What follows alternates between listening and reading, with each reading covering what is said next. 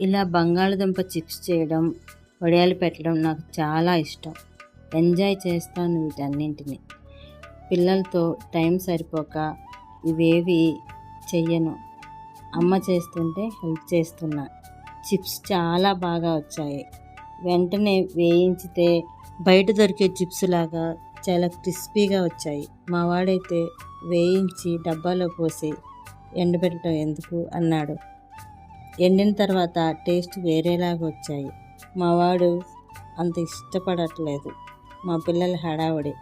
వెంటనే అయితే క్రంచీగా వచ్చాయి. మీరు ఆలు ఎక్కువ ఉంటే ట్రై చేయండి, ఎక్కువ రోజులు నిల్వ ఉంటాయి. కొంచెం పెప్పర్ వేసుకుంటే ఇంకా బాగుంటాయి. ఈ చిప్స్ అన్నీ నేను ఈ జార్లో వేసాను.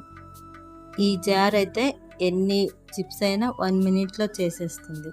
ఇంకా పిల్లలకి ఇలాంటివంటే మనకన్నా ఎక్కువ